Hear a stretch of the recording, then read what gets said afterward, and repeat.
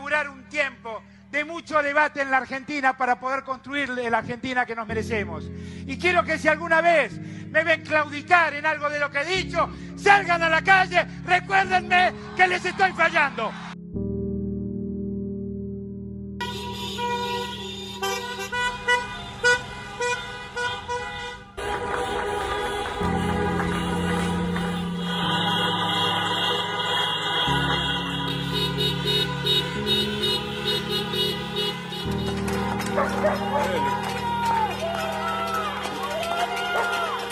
Inolvidable banderazo en Tucumán.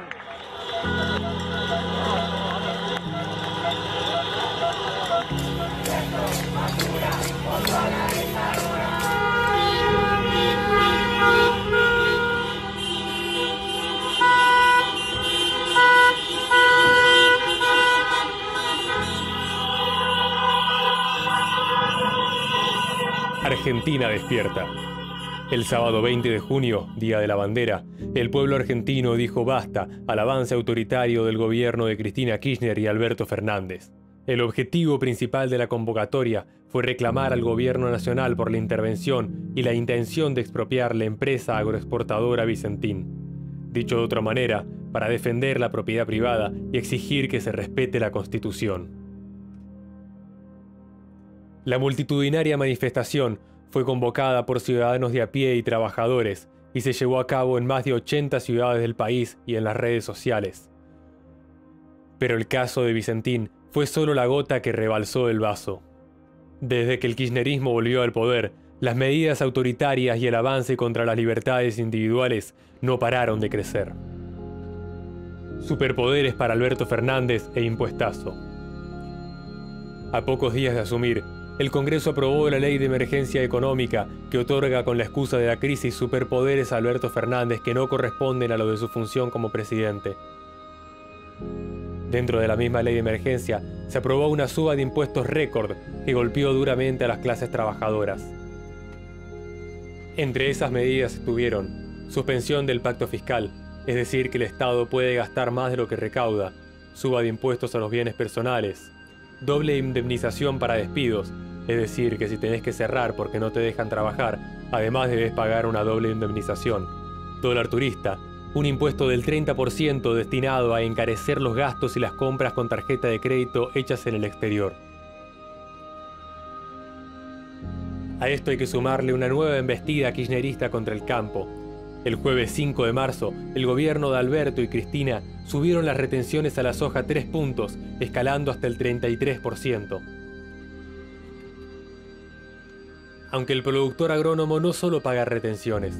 Según Matías Lestani, responsable del Departamento de Análisis Económico de las Confederaciones Rurales Argentinas, el 77% de lo que produce el trabajador agrónomo se lo lleva el Estado, siendo así Argentina uno de los países con mayor presión fiscal al sector y que más desalienta la producción.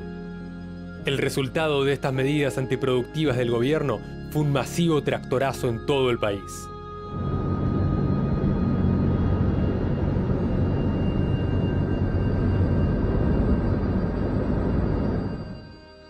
Estafa a los jubilados.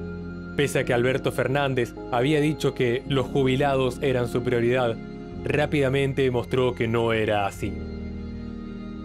Con la Ley de Emergencia Económica, el Gobierno Nacional suspendió la Ley de Movilidad Jubilatoria, una iniciativa que permitía a los abuelos no perder frente a la inflación que azota nuestro país.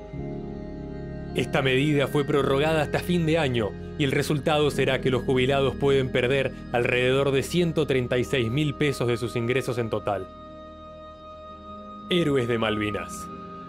Otro grupo afectado por la suspensión de la movilidad jubilatoria que también rige para pensionados fueron los excombatientes de la Guerra de Malvinas.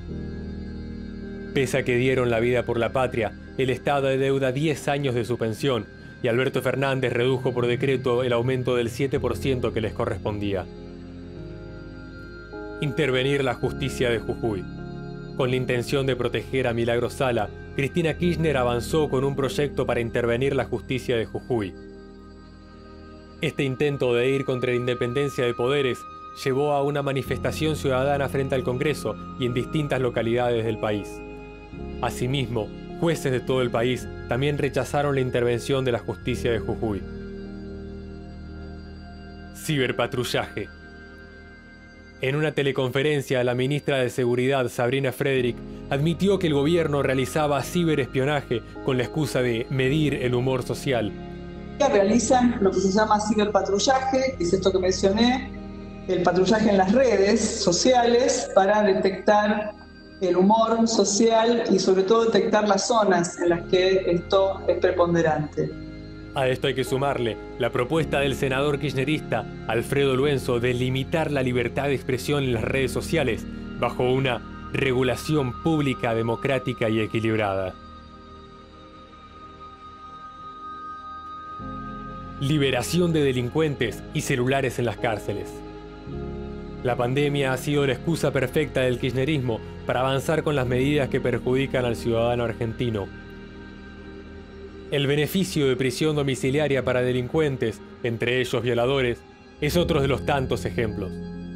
Uno de los casos más escandalosos fue el de una jueza feminista que le dio prisión domiciliaria sin siquiera seguimiento con tobillera a un violador pedófilo condenado a 12 años de prisión por abusar de su nieta de los 7 a los 11 años. Por si esto fuera poco, el informe de la Fiscalía indica que el abusador viviría con 5 menores de edad. Aunque aún hay más, los delincuentes que permanecen en las cárceles bonaerenses tuvieron, obviamente con la excusa del COVID, el beneficio de poder utilizar teléfonos celulares. Eso llevó a que, por ejemplo, la diputada Carolina Píparo recibiera amenazas por Facebook del asesino de su hija, que se encuentra cumpliendo condena en una cárcel de Buenos Aires.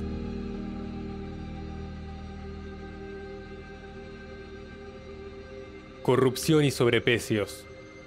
Hay dos hechos que destacan en la materia de corrupción. En primer lugar, el nombramiento de Félix Kraus a cargo de la Oficina Anticorrupción. Kraus es uno de los fundadores de la agrupación kirchnerista Justicia Legítima y, para sorpresa de nadie, a pocos días de asumir en el ente que debe investigar la corrupción, la oficina que ahora dirige dejó de investigar a Cristina Kirchner en una causa de corrupción por lavado de dinero.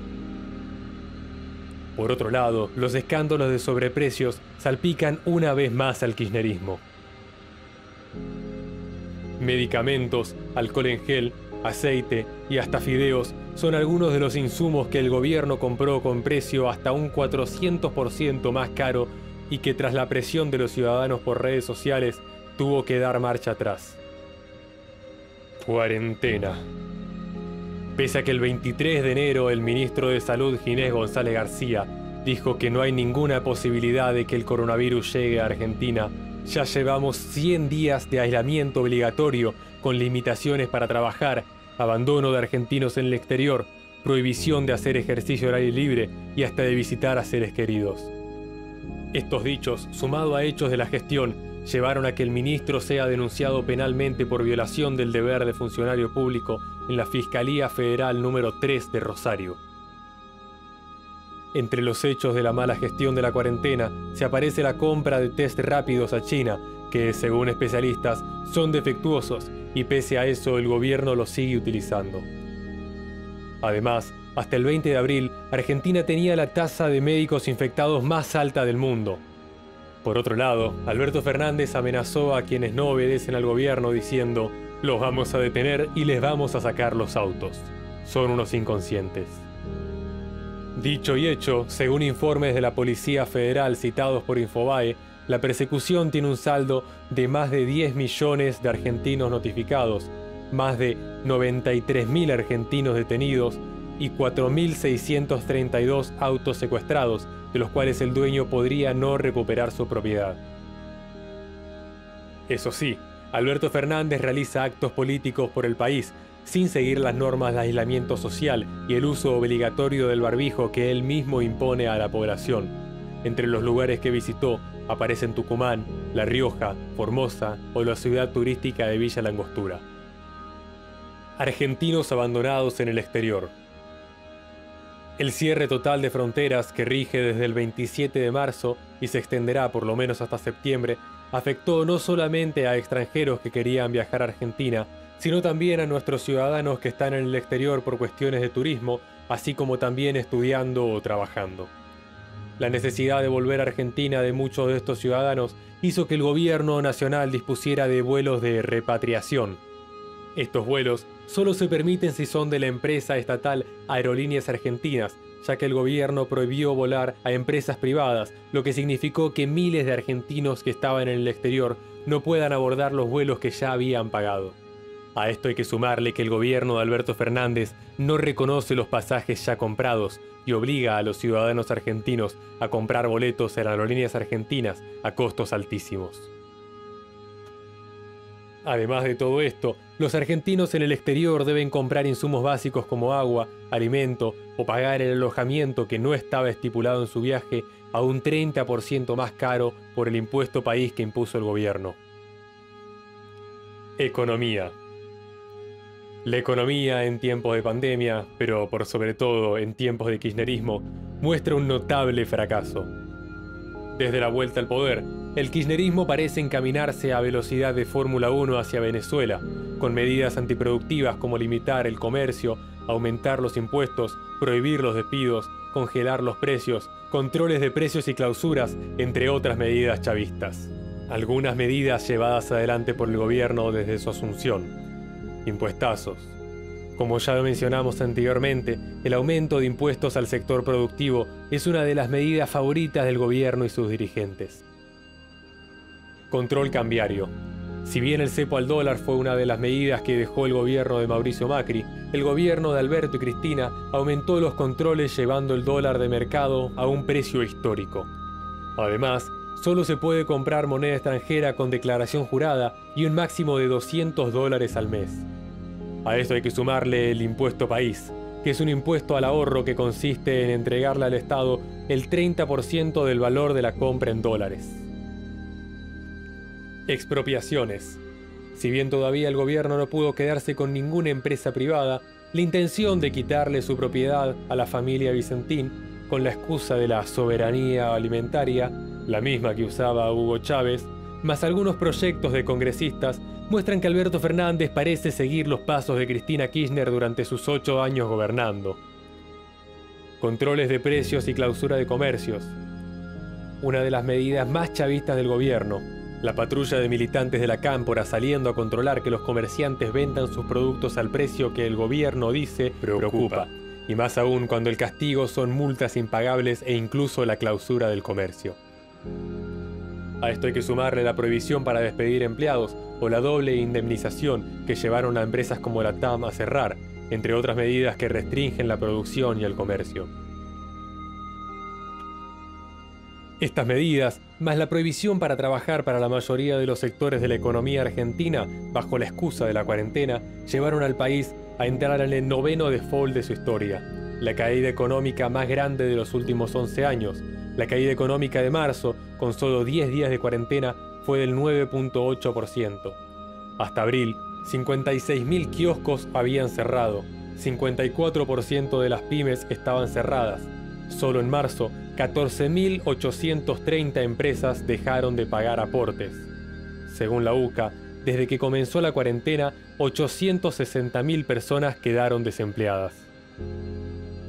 Mi nombre es Agustín Laje y creo que el banderazo nacional reciente es el primer freno que intenta poner la sociedad civil de manera seria y organizada al gobierno autoritario de Alberto Fernández. Gobierno que ha utilizado la situación pandémica para recortar libertades individuales, para atacar la propiedad privada, para explotar a los ciudadanos con más y más impuestos y para controlar a la población a través del miedo. El gobierno de Alberto Fernández ha demostrado en las últimas semanas que aquello de la autocrítica, a partir de la cual nos prometieron que ahora volvían siendo mejores y buenas personas, no fue nada más que un eslogan de campaña para recolectar más votos. Nos ha mostrado que han vuelto los mismos de siempre y con ánimos recargados de venezolanizar a la Argentina. En ese sentido, han ido desde el ciberpatrullaje, pasando por intentos de expropiación del sistema de salud, hasta el reciente intento de expropiación de una empresa privada. La sociedad civil en el banderazo nacional ha dicho por primera vez a este gobierno: no vamos a permitir que venezolanicen la Argentina. Mi nombre es Miguel Ángel Boyano y quiero darles mi interpretación del banderazo de hoy. creo que se buscaban defender tres cosas esencialmente. Primero, la propiedad privada. Segundo, defender el avance del gobierno frente a las libertades individuales. Y por último, defender el avance del Ejecutivo ante el Poder Legislativo y el Poder Judicial. Todo esto en la cuarentena se está usando con objetivos que no son estrictamente sanitarios y no podemos permitir que eso continúe así. Hoy, 20 de junio, hemos salido con nuestras banderas a acompañar el reclamo de miles de argentinos que han salido a pedir el respeto por nuestras libertades individuales, condición básica del bien común en la Argentina. También acompañamos el pedido del fin de esta cuarentena eterna, asimétrica e innecesaria que impuso el gobierno. Y por último, pedimos al gobierno que termine con su castigo ideológico a los sectores productivos de la Argentina, especialmente al sector agropecuario, que fue uno de los motores históricos de la economía argentina. Hoy, como en tantas otras gestas, hemos salido con nuestra bandera. Soy Victoria Villarruel, estoy en el banderazo nacional en la Plaza del Obelisco y le quiero pedir al presidente Fernández, al jefe de gobierno Larreta y al gobernador Kicillof que respeten nuestra libertad, que nos dejen trabajar, que nos dejen transitar, que dicten las medidas necesarias a la cuarentena respetando la Constitución Nacional y no por decreto de necesidad y urgencia. Los derechos fundamentales se limitan respetando la Constitución. ¿Qué tal amigos? ¿Cómo les va? Yo soy Nicolás Márquez y en torno a lo acontecido en el día de la fecha como consecuencia de las manifestaciones en todo el país, quiero decir que esto es consecuencia del hartazgo que tiene que ver con el hambre, con el desempleo, con la miseria, con las quiebras, en fin, con los negocios que cierran y también con la amenaza al derecho de propiedad a partir del caso Vicentín. Todo esto está concurriendo de una manera alarmante, fatídica, el pueblo está empezando a despertar y el gobierno, a muy poco de haber asumido, ya está empezando a mostrar las garras ideológicas. Así que esto es una sana reacción del pueblo que pide libertad. En el día de ayer hubo una gran movilización donde el pueblo dijo no a la expropiación de Vicentín. Se pretende legitimar esa expropiación a partir de los desfalcos o a partir de las inconductas que habría tenido la empresa. A cada uno de los argentinos que estuvo manifestándose en el día de ayer, lo que está reparando no es en las inconductas de la empresa, es en el avance sobre una garantía constitucional. El presidente dice que son gente equivocada. No puede estar equivocado quien reclama el cumplimiento de una garantía. La propiedad privada es una garantía y la propiedad privada se tiene que respetar. Y si no, hay que hacerla respetar. Hola, soy Francisco Sánchez, diputado nacional por Neuquén.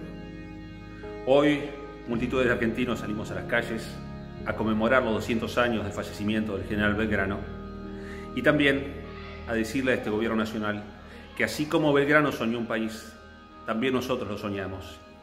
Y ese sueño está lejísimos de lo que pretende este gobierno nacional, que está yendo en contra de nuestras tradiciones, de nuestra cultura, de nuestros valores y de nuestras instituciones.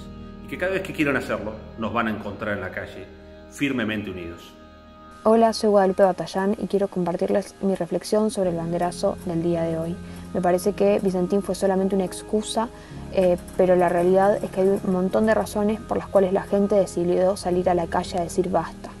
Entre ellos, el abuso policial que se cobró la vida de Luis Espinosa, la corrupción que vimos con el Ministerio de Desarrollo Social y Arroyo en los fideos y el aceite, el aborto, los intentos de meter el tema del aborto en el Congreso mientras estábamos en cuarentena, el desempleo, la imposibilidad de salir a trabajar, la restricción de las libertades son solo algunas de las causas. Pero me alegro de que el pueblo empiece a decir basta y veremos cómo continúa esto.